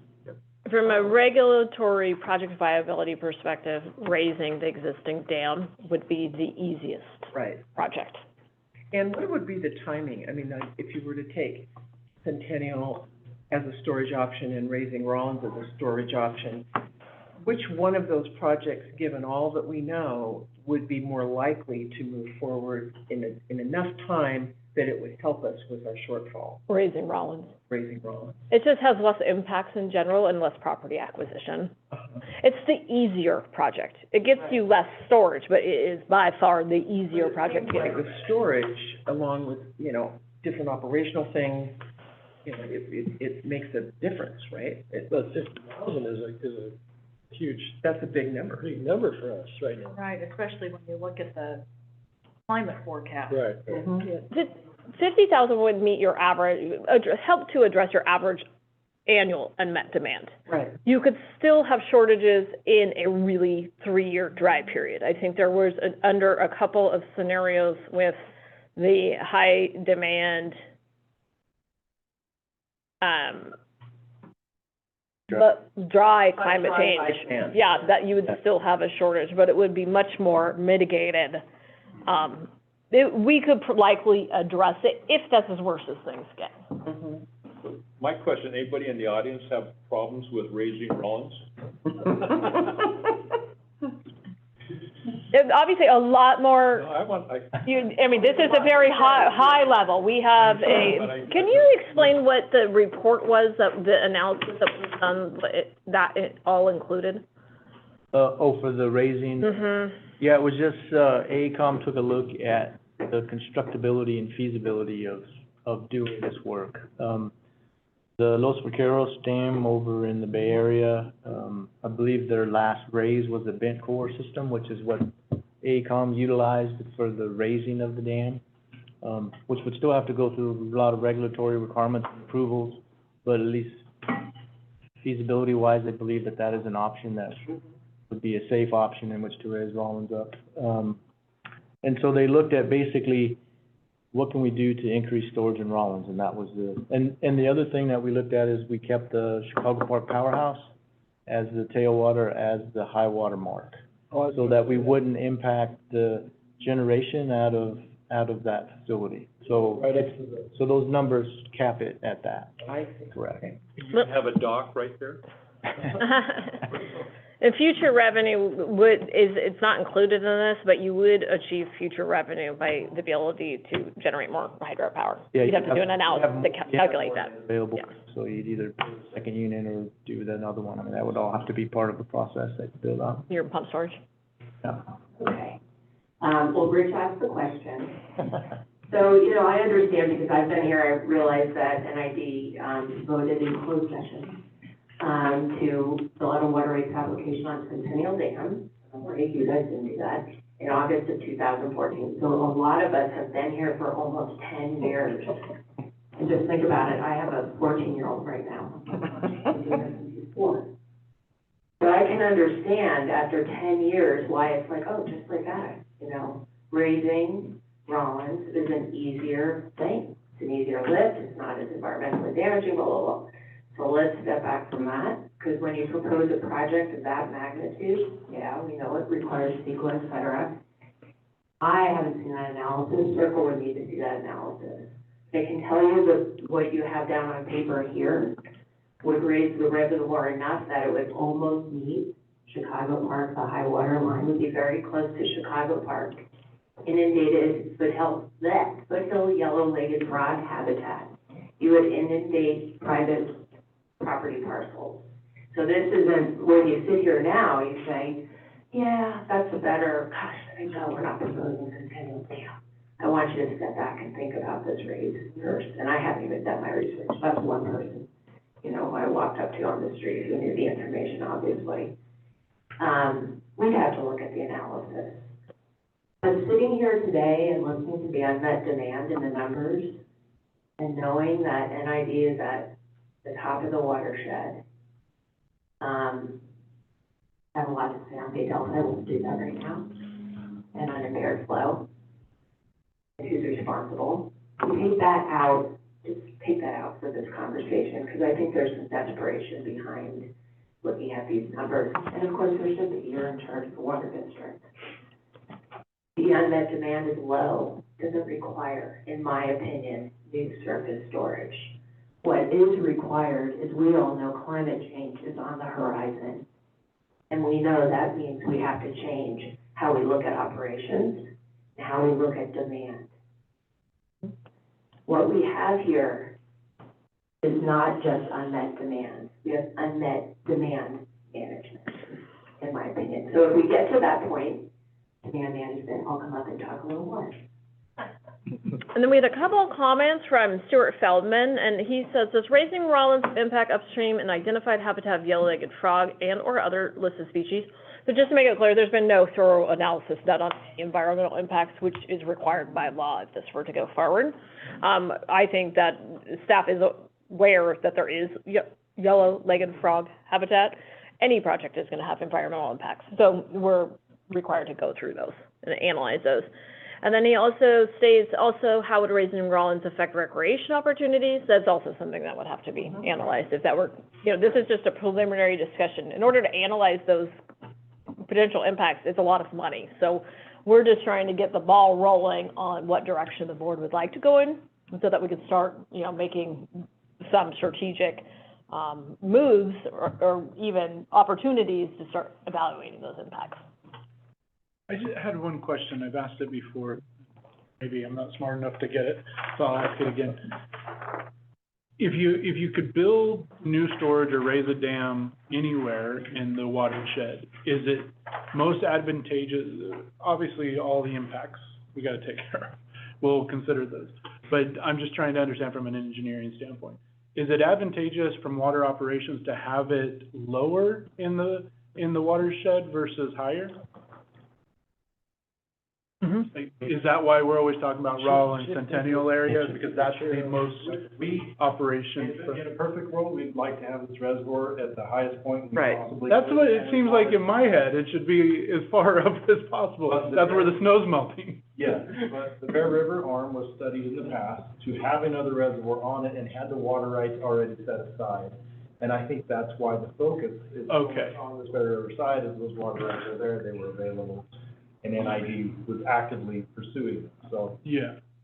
Plus, we have studied the upper country, and, are there any opportunities up there? And they're really quite limited. Okay. I was wondering about, specifically French Meadows, that's a pretty big reservoir, right? Yeah, and, maybe Doug can speak more to this, but, most of those, the footprint is very small, and a dam raised to get any, you know, say 50,000 acre feet would be a tremendous project. Plus, the watershed itself wouldn't support refilling it. I wondered when it's up that high if it would. Including Jackson Meadows. There's many years where we have a hard time refilling Jackson Meadows in the south. So I guess we want to be clear, right? We're not proposing a specific project, Understood. right? I think the idea is that one of the options to consider, along with the others, is new storage. And it's most likely gonna be in these ones that we're identifying, whether it's truly 50,000 acre feet, or it's 10,000 acre feet, or it's 100,000 acre feet, right? We're not here to try to discuss that or to get the board to adopt one versus the other, right? It's just another mechanism in which to try to meet our demands, along with, like Tracy said, demand management, other things, right? So it's just another component. I just wanna make sure we're not trying to dive in to make this a specific project. That's not the intent of the discussion today. Yeah, my question's the intent, or is just Yeah. educational. Yeah. It just seems in my head that it would be better to have it up there. It would, it just tends to be, in generality purposes, there's less watershed up at the top. Okay. And, I get it. the fact that we're gonna have less snowfall and more runoff oftentimes is why the river is focused on, because the amount of runoff from the river is. Yeah, and there's a lot of other waters that go into the river from the PG&E side and stuff, so, yeah. So there's more water there in general, More water's moved there. yeah. Chris Schutz had a quick comment. Has the district considered a Rollins raise that would increase storage by a lesser amount than 50,000 acre feet? Is that an option? Now, that certainly would be an option. That's really depends on the desire of the We board. did, your predecessor, I think, looked at one quite a few years ago, about a labyrinth weir at Rollins, which would add about 6,000 acre feet or somewhere in that ballpark, which is just manipulating the spillway. Again, part of this is how we deal with this particular demand stuff, and then maybe we put a number in to see how it affects what that average demand looks like in a 50-year horizon, along with these other options that we want to talk about. So these Rollins storage options would lend themselves to a modeling effort. Yes, I would think. Yes. Absolutely. Okay.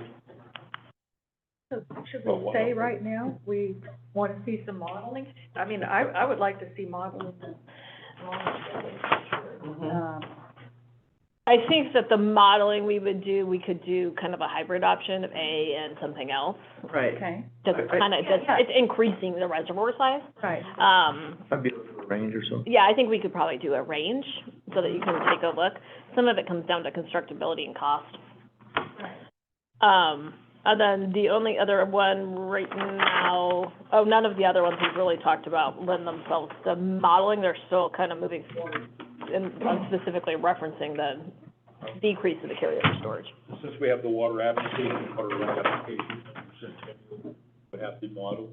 Well, we haven't gotten to Centennial yet. Centennial would definitely need to, there has been some previous modeling on Centennial, but that modeling would have to be updated with the new model.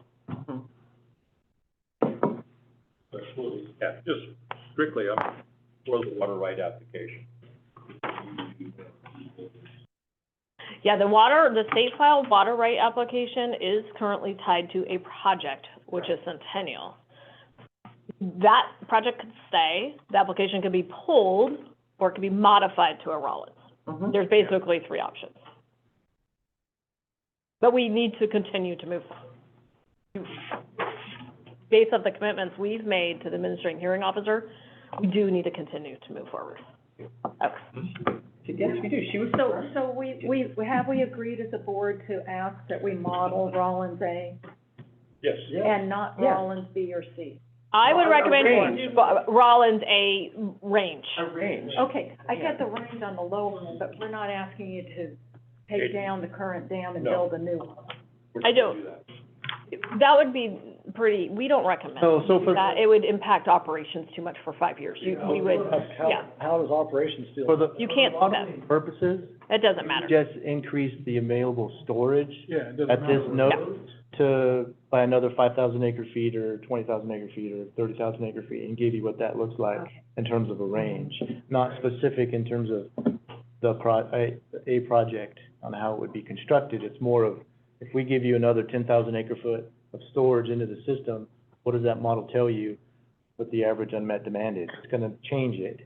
And it may change it by a lot, or it may change it by a little. So that's why it would make sense to do that, and maybe put a range in there, at least to give you an idea what increased storage does to the overall demand level. Right, and I think if we can, a component of that would be how the environmental impact changes depending on the level of the rise of the dam. So if you can do 30,000 acre feet, but you reduce the environmental impact dramatically, I don't know that you do or you don't, but if you could include that. Our modeling's not going to show that, so we're just showing the reservoir as a node. We're not gonna show where the new high water mark's gonna be. Okay. CEQA document would. The CEQA document would.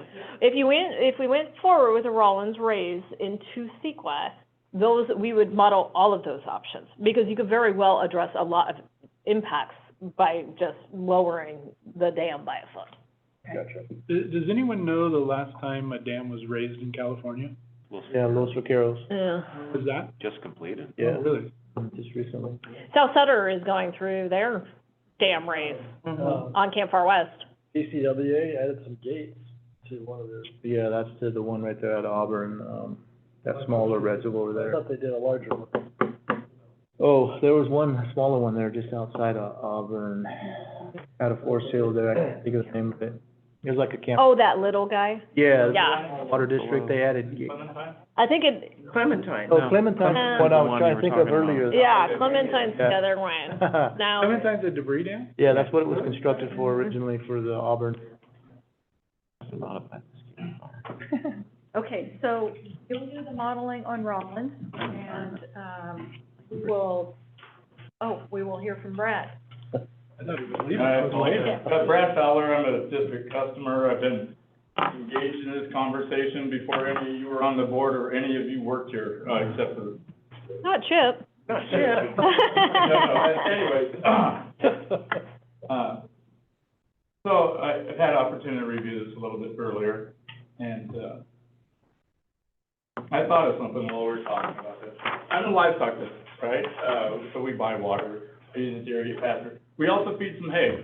So if I'm bringing on extra livestock, I'm gonna look at different ways to conserve hay. I'm gonna rake up the hay that the animals spill. I'm gonna figure out more efficient ways to feed that hay. But, if I have to bring in if I know I'm gonna have all these extra animals, the raking up the hay and the more improved feeders and all these little boutique systems that all help a little bit. And I can get an extra wheelbarrow a day. But when I need an extra truckload of hay, none of those little solutions are gonna do it. There's an obvious solution. It's more storage, and I've been saying more storage for a dozen years. This is staring you in the face. I don't care how you accomplish it. We need more storage. My only option is to build a bigger barn to put the more hay in. All those other things are useful, and we're gonna do them as a matter of course, because they're the right things to do. But we need more storage, we need a bigger barn. Thank you.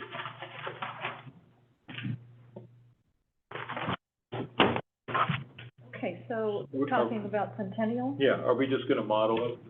We need to. Right. Model Centennial? Yep. I mean, we don't wanna get into it, because we need to model it. I think if you were going to even if you're going to move forward with a Centennial, if you're gonna move forward with a Centennial project, you would still want to model the Rollins storage options, Mhm. so that you could best substantiate the decisions you make Right. moving forward For both, for financial reasons, but also for environmental review. for both. At this point, it's an alternative, it's a It's an potentially alternative. feasible One alternative. of them, Yeah, Because we also haven't talked about cost per acre. right. right. Yeah, we just need to model We need both. to have, would the model show that, Cost per acre foot? math on that, right? No, we would flush out the cost estimates better. Yeah, these ones that Better. you see here, Yeah. I guestimated. We haven't talked about demand management either. There's some opportunities there, even though they might be little wheelbarrows of hay.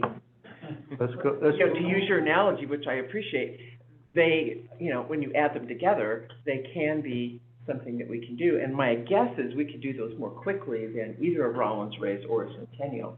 So I sort of see this as, what can we do in the short term, and then medium term, and then long term, and in terms of money, storage, you know. There's not a lot of difference in the watersheds between Rollins and Centennial, so just having our range that we're talking about in this initial modeling study is probably gonna be sufficient to give the board and folks better information as to how an additional amount can affect the overall. Except for the cost, right? I mean, Centennial's. No, but exactly, but I think this whole goal here is really to first talk, not project specific, but to say, if we add 20,000 acre foot, if we add 50,000 acre foot, we add 80,000 acre foot on this node, it's gonna tell you what that looks like, and then the discussion comes from there. 1,000. Yeah, right. Yields.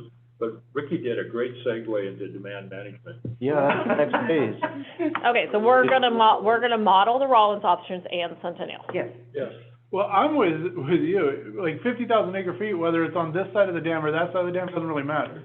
As long as it's being held there. I'm thinking a range, and maybe we can figure out. Well, yeah, we could figure out a way to capture all of them Yeah, without causing modeling drama. yeah. Yeah, well, let us work on that.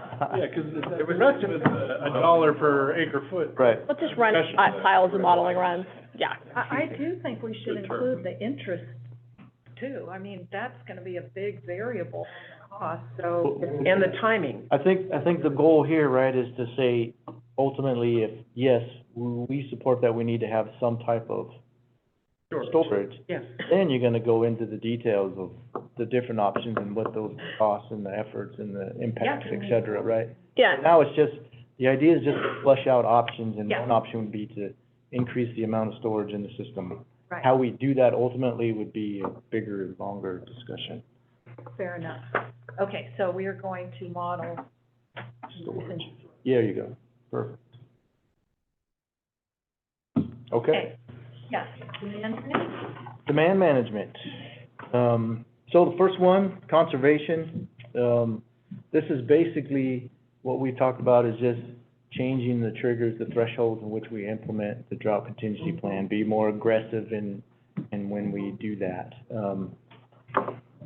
And so, it will be variable impacts to the revenue. We don't know, because if we implement our drought contingency plan, it also implements our drought contingency rates. And so, you may save some water, but you're going to, you know, it's not necessarily gonna be a huge, or may not be a huge impact in terms of the revenue, because folks are paying more for that water. And so I'd it's kinda like to hard see to that determine model, what actually. that looks like. And what we thought when we talked about up to 25%, even though the drought contingency goes up to 50% is the highest, is that like 50%? Actually obtaining the 50%, even if we reduce it, again, partly because how our system operates. Even if we cut everybody in half, we still have to have enough water in the system, be able to meet that half demand when they need it or want it. And so you're not just literally getting, everybody gets cut by 50%, our demand suddenly goes down by half. It doesn't do that, because how we have to operate our It's system. not one-to-one. Exactly. And so that's why we expected it to be, you know, at that worst case in terms of a drought contingency, the savings is probably more in that 25% range. Treated water is a little easier to deal with than the raw water, obviously. People tend to cut back because it's volumetric and they know how much they're spending, and it costs them more and they use less. The raw water is a little trickier, again, because we don't know when customer A turns on their half a miner's inch instead of a miner's inch.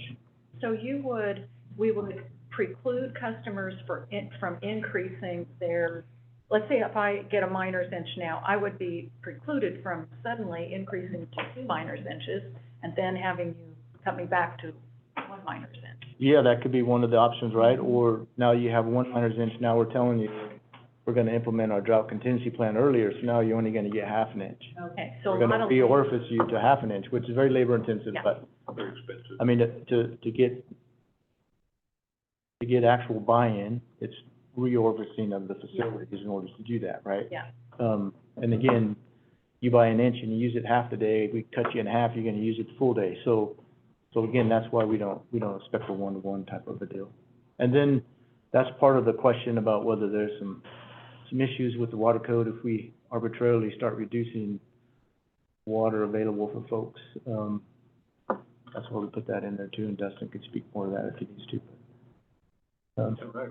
But anyway, that's the idea, is that we reduce it, we implement the drought contingency plan sooner.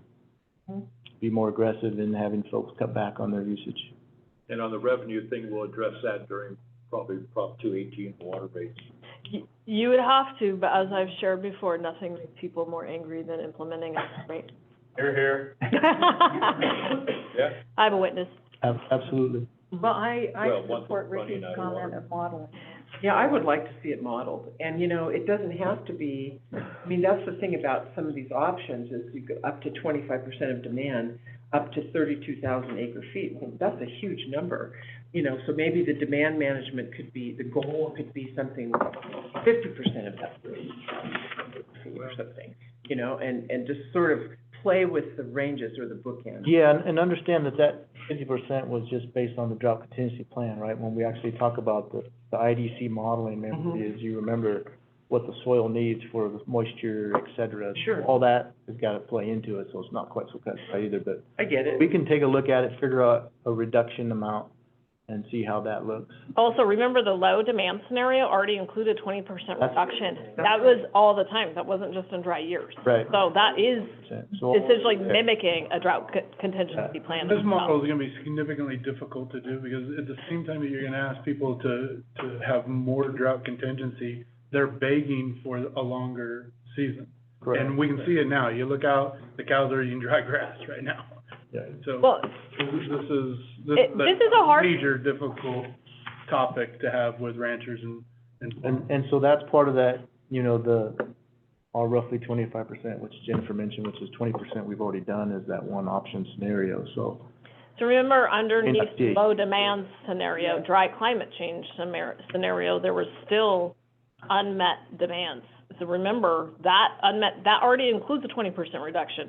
So if we model an extra 25% on it, I just want everyone to be crystal clear, that is a huge impact to revenue and to our customers. But we can calculate that out for everyone. But I would think you could also do it in state, you know, like add additional 10%, not, To the 20%? yeah, you know, that you could, just to look at it, just to model it and see what does it show us. Or we can also put more emphasis on the O&M charges. And then sell the water, whatever the water rates are. Oh, to. You're talking about our to- base rate? To recover the Yeah, revenue? well, we've talked about that, I think we're gonna probably look at doing that. And that would mitigate a lot of the, Yeah, up the up and down to in keep the, it more even. Right, you would build some drought contingency Right. into. Yeah. But we are underneath that low demand scenario, that's already 20% off the top. So that is already raising rates. Mhm. Your revenue recovery doesn't lower because of your drought contingency planning. Your system's still at the same size. And also that it gets harder for folks to be able to plan for what their purposes are as they come forward, right? If we're implementing the drought contingency plans on a more regular basis, it can become more difficult for planning purposes, depending on the timing, because right now we do it when do we identify? Yeah, In April, we're basically in we have to do April. it earlier. Identifying that suddenly you're not gonna have as much water, that gets tough for folks to be able to plan for the future when they're doing ag business, et cetera, so. Yeah, I'm sorry, I apologize. I'm gonna speak to that agriculture. So on Brad Fowler again, on dry years, and we've been over this a bunch of times, when it's a dry year, that's when I need my I need 110% of my delivery. I can't cut anything on a dry year, because that means my rangeland isn't performing either. And if the rangeland isn't performing, Now my irrigated isn't gonna perform, I'm out of business. And also while I'm here, I forgot I was gonna tell you how I was gonna finance my new barn. I'm gonna sell the hay to my neighbors who didn't put up a new barn. And I think it's a really good idea, so that was that, so thank you. So, that first comment brings to my mind, about the need on the prior item to discuss selling water out of district in years where it's feasible. So I would like to, I know we have had some communication about that, but I would like it to be part of that analysis, at least a statement. What's the feasibility? What are the obstacles? It's feasible, yeah, it's feasible, I just wouldn't plan for it from a financial perspective, because the revenue associated with it is very volatile, because it's so heavily regulated doing water transfers, and then there's a lot of issues to work out, because we're not connected to the main stem to get through the. But I think that that's part of the, if you're looking at raising Rollins or building Centennial or doing both, is there some sort of combination of things that make sense with this in mind, that the revenue offsets coming from water sales, that we're helping out, being good neighbors here in, Northern California, and at the same time, keeping this company solvent. So I think that it's a very convoluted discussion, because there's so many moving parts. Mm-hmm. But this would be the time to try to see if there is a way to make it easier to move water. But it's gotta be new water, it can't be water that we're already running out of. I just need to have it written down. Here's what's possible, here are the implications, we have the refill criteria. A lot of this is not, putting it all together in a document will help us all to understand. Didn't we do that already? We did do that already, but let's daylight it again. Yeah. I think this always gets brought up when we are getting close to maybe being able to cut a deal to sell water, and then it Right. falls off when the deal falls through. But let's bring that up in the context of this conversation. Yeah. Jennifer and Justin tried, and any water transfers south of the Delta, you can't count on it. It's a waste of a lot of energy and time. Yeah, ideally what you'd want to do is get into a long-term agreement with some type of state or federal water contractor, like the Yuba Accord. We would want a Yuba Accord type deal. Yeah. But we will bring it up. So I'm hearing we're gonna model the storage options, kind of that, with a range that covers between Centennial and just raising the current dam. We're gonna do some additional modeling with the drought contingency plan, were we all solid on that? Yeah. I think it might be nice to be able to do it from the standpoint to understand the revenue impacts, because I am concerned that people think that this is a real easily viable solution when I have some revenue as well as Well, that's why we need. drought concerns. Okay. Let's just be clear of what today's baseline is, like, put something on it. This is not today's baseline, this is already 25% reduction. Yeah, that's my concern. I want everyone to understand there's a 20% reduction in it. Assumption? I mean, we don't have going into this model that we are going to, our target is the, low demand. We've got low demand baseline, and we got high demand. I mean, I think, why wouldn't we start that analysis at, When we run the analysis, it'll go through all three of those options, the ones, okay. 159. I just think we're saying, Just we're know that- automatically assuming it's on top of a 20% reduction, and I don't think that's necessarily the case. It is for one of those One of the alternatives. cases. It is the case for one, And yeah. the reason why it came up is it was being added, let's add another 10, it was like, well, wait, you gotta No, I remember, got it's already 20%. Yeah, I think the idea is that 20% was done over the 3 hydrology types. Right. Yes. Okay, so I think we got clear direction, then we're going on to education. We have a comment?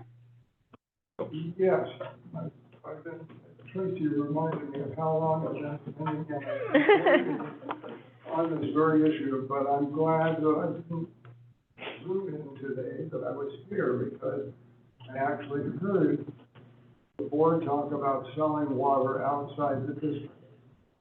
That would be a major change for this district.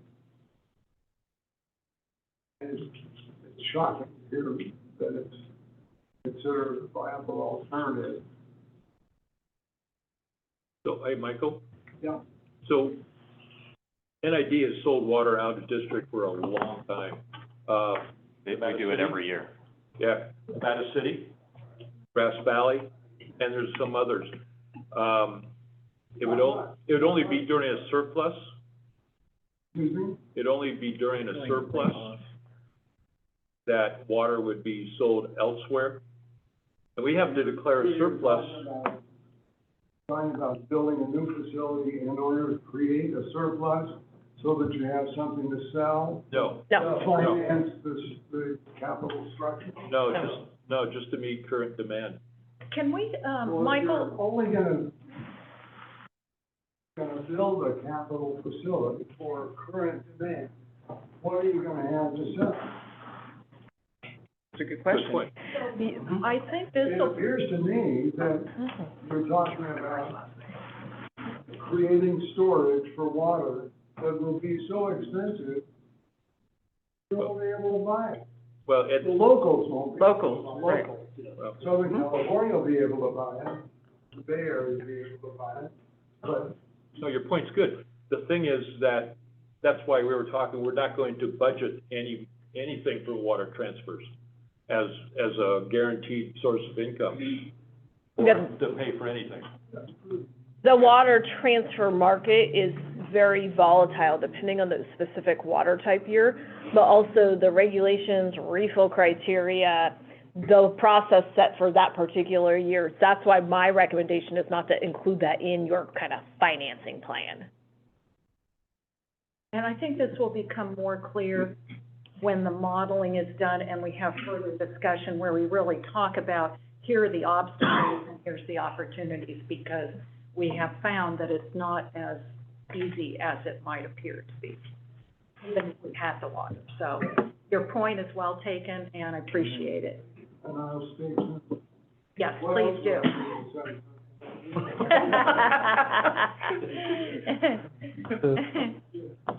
So move on to the next couple? Yeah. So education and the conservation rebates, they're a little similar, right? The idea is that we offer more opportunities for folks to be able to understand how to do best practices, installation of, That should be So- part of our just like. yeah, which we do now. This would be like an increase, like to be more aggressive in having opportunities for folks. Same with the rebates, have more potential rebates for folks to switch over to water-wise, either plants or irrigation equipment, et cetera. So, Tanks. yeah, exactly. So, anyway, But it doesn't save a lot of water. it doesn't necessarily save a Does it? lot. But It's a it's- prudent thing to do. We are doing it now. The idea would be that we'd be more aggressive on it, spend a little more money on it to get a little bit of benefit back, which Right, that's right. should be And done. it's the right thing to do. Correct. So Gus is not here today, but he said there was a study when they went into conservation practices, where in farming, they actually used more water because they had to irrigate more land to make that money back. So we may not save any money, but Oh, it's a good, efficient use of water. Our city is a good partner here. Mm-hmm. They're really good at this. Absolutely.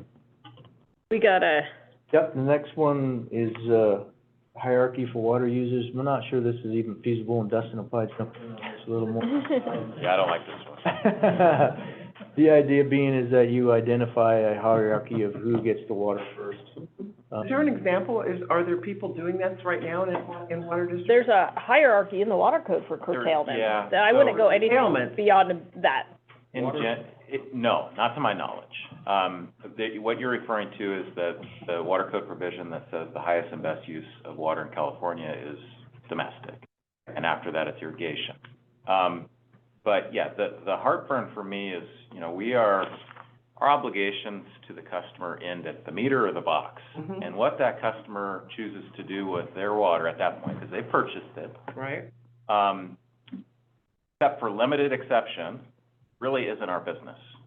Whether, and those limited exceptions are where they're violating our rules, they're wasting our water, some kind of unreasonable use. But whether we're growing flowers, or we're growing a crop, or, pumpkins, we're using it for domestic purposes, as long as the customer is complying with rules and not wasting water, that's where our obligations to the customer end. So if we wanted to explore something like this, we would probably be asking for some kind of special legislation to more clearly authorize NID to differentiate between those those end uses of our product. Probably a statewide legislation, not just NID, it would be. I hear this all the time in the context of marijuana. I hear it in golf courses. That too. I mean, That's another one. There's another one, yeah. So in the hierarchy, I understand in California, water flows towards money. And you go down San Joaquin Valley, that's who gets the water. We want to prevent that. That's not what we're about. Okay, so I'm thinking we're not gonna worry about trying to model that one. All right, good. Next one's regulations, that's the treated water, that's with regards to water budgets.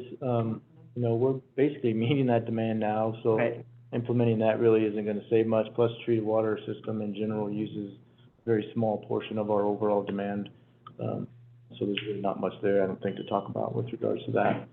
The next one, again, this may be more of a Dustin concern or question, and that would be abandonment of certain canals. Maybe you've got a canal that's 10 miles long and serves 4 customers. Right. That's something that, whether you want to consider removing that.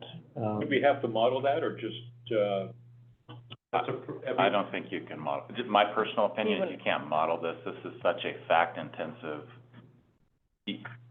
one canal may be conducive to this discussion, and it's a very, not gonna offer an opinion at this moment in time. I'd wanna be able to, analyze the facts, and then we can discuss it as a community, but, I don't think this lends itself to modeling. No. no? This would be something you could take consideration of through the raw water master plan process, but it's extremely complex. So I wouldn't look to this to be a solution, And it'd be a viable solution. I don't think it's feasible. It might be on a very limited case-by-case basis, but the stars have to align properly. You have to have some support from the public, the people that are on the canal. There's a lot of things you'd have to do. This is a viable solution. This could be something we look at as part of a principle of the raw water master plan, is to maybe identify those canals that aren't efficient or cost-effective. Okay, so we'll do raw water master plan, no bottle. Okay.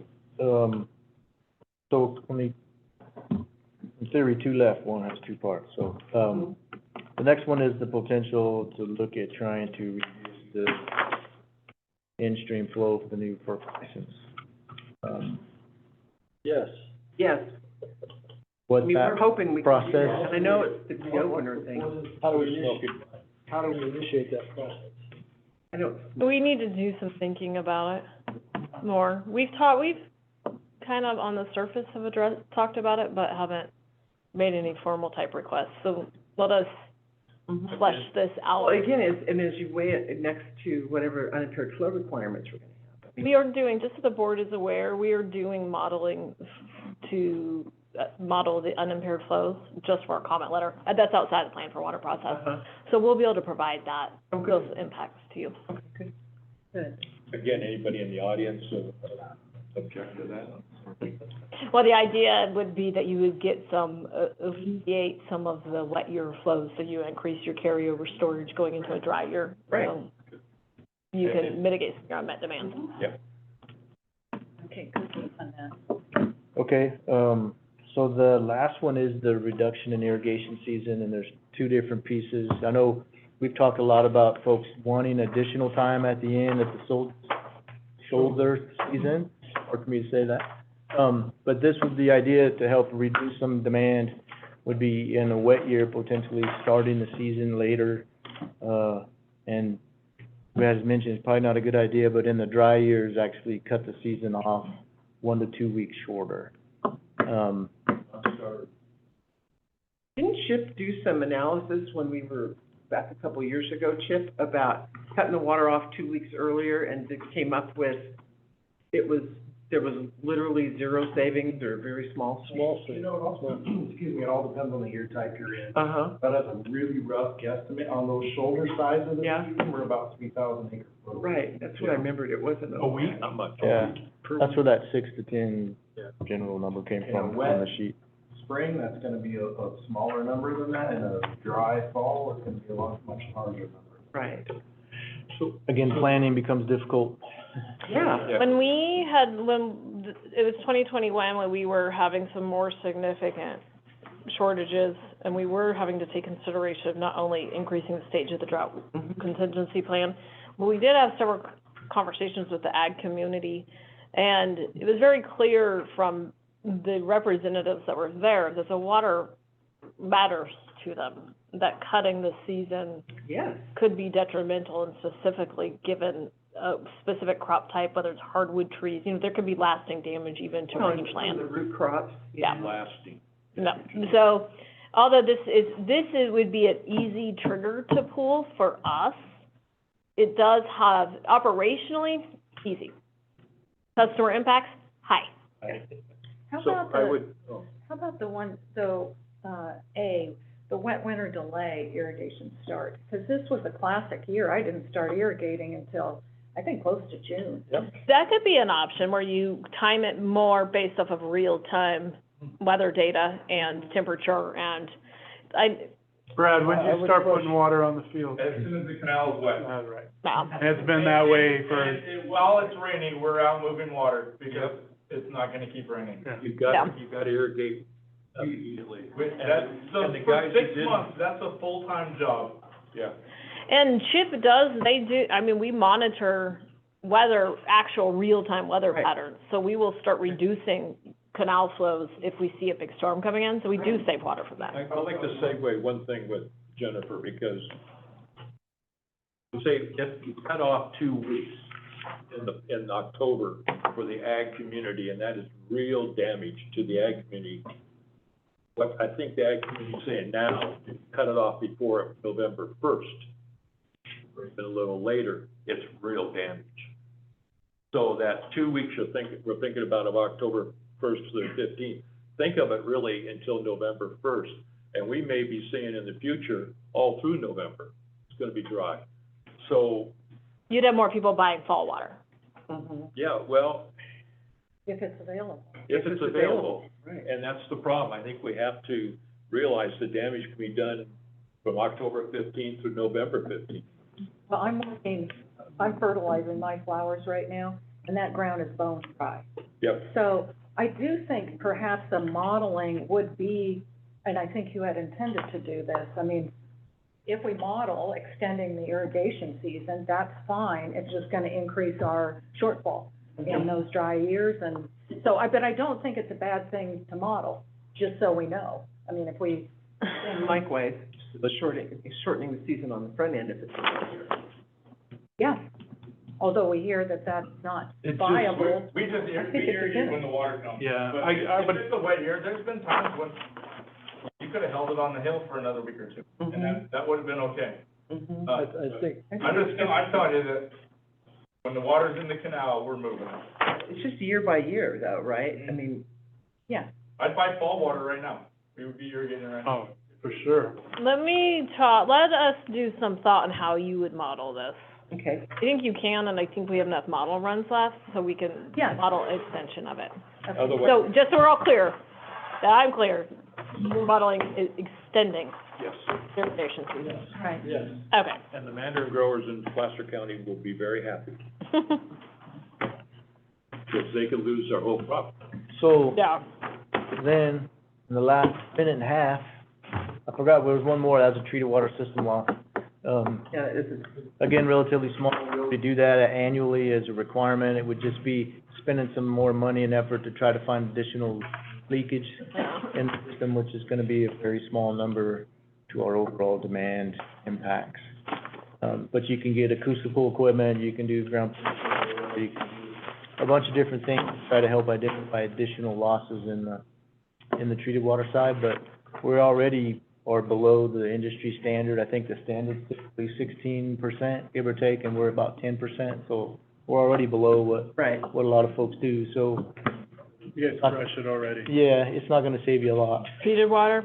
So, It's always something you're gonna always monitor, but I wouldn't make. yeah, we have to do it, right? That's an annual requirement, so. Yeah, we go through an annual water audit, and we're required to submit to the state, and we do really well. Is there a way to, as we are moving through and modeling the next bunch of things, to put timeframes on them? Because I'm still feeling like we could have 5 dry years in a row, in a year or two, and, well, what are we gonna do? We can't just rely on raising Rollins, we gotta do something in between. So let me put some thought into that. Yeah, it's like, I'd like to see some short-term solutions, because. I think a lot of that will get fleshed out in detail in master planning, but let me Okay. put that into that. Hi, WCCG, Nevada County Farm Bureau. Just a quick question on these, requests for modeling repeatedly. Just curious, I know the cost of our big modeling session and the importance of that, but at each request for a new modeling, is there now additional cost, or is that included? It's included. Okay, thank you. I was just thinking, wait, model. I know, right? No, it's included. We had built that into the scope of work. Donations are accepted. Yeah, well, I'm good at that. We're selling those cookies now. Oh, great, thanks. I heard you say we had some modeling left in the budget. Right. We had planned for this effort. We knew there was gonna be a couple of items we wanted to model, and that's what we had planned for. Exact question that she asked. So Jennifer, can you, wrap it up today with, kind of a summary of what we can expect to see at the December meeting, or beyond, if you need more time to do that work? I think, I'll have to speak with the team, I think we should have some pretty good results coming back from this conversation related to the modeling, but what I'll also do is move through and flush out, okay, this isn't really moving forward, like reducing carryover storage, we're not really interested in moving that much more forward past this stage, but, canal automation seemed most appropriate for the raw water master plan, and this is how we're gonna plan for it, so we can lay that out so everyone's more clear. Yeah, we'll provide a summary, provide more detail on this, and then we'll identify those that are gonna be modeled, and then I just need to communicate with the modeling team to make sure we get all this done before the December meeting. Answer my question.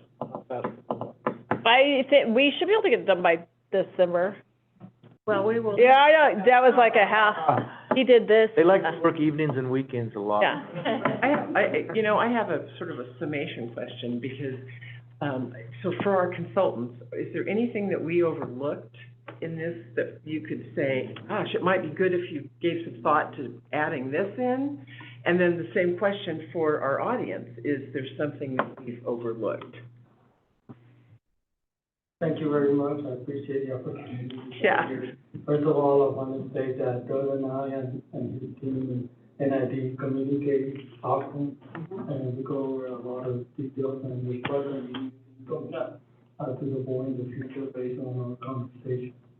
But as far as there's only one that I think we want to consider, and I will talk to Doug about it, but that's optimization of the operation. And, there's a way that you can operate, different than what you do today, based on the hydrology from climate change, and to handle, hard store water and operate our water earlier, and change some of the constraints. For example, you can have your carryover storage earlier, and what you do today, based on the hydrology, and convey the water faster, and do it instead of letting it go down the river.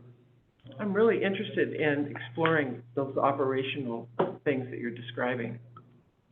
Is there a way we can add that? Yeah, we can, I think that's an easy one, let us talk about it and understand it a little bit more with Chip and the team. We can bring it as a point of just discussion at the next meeting. Yeah, Okay. great. That sound good? Thank you so much. Yeah. Okay. Is there any reason why the cadence is once a month? It seems like we're getting kind of towards the end here, and there's a lot of material to cover. Could we entertain? I think we're now in holiday world. Part of it, we're now in holiday world, and we always, think we're much faster than we are. It usually takes us I just don't want to get to March and. Oh, I think we should be really pretty good by the end of this year. January is our plan. Our plan is to be done with a lot, the modeling, most of this by the end of this year. Because really, when we go into, fleshing out an actual project, it'll be after the plan for water process is over. Yeah. Job well done, thank you. Yeah. Thank you, everybody. Thanks for being here. Yeah, thanks for being here. Okay, and thanks for being online, everyone. And with that, we'll call it in. Remember, irrigated matter, and this is.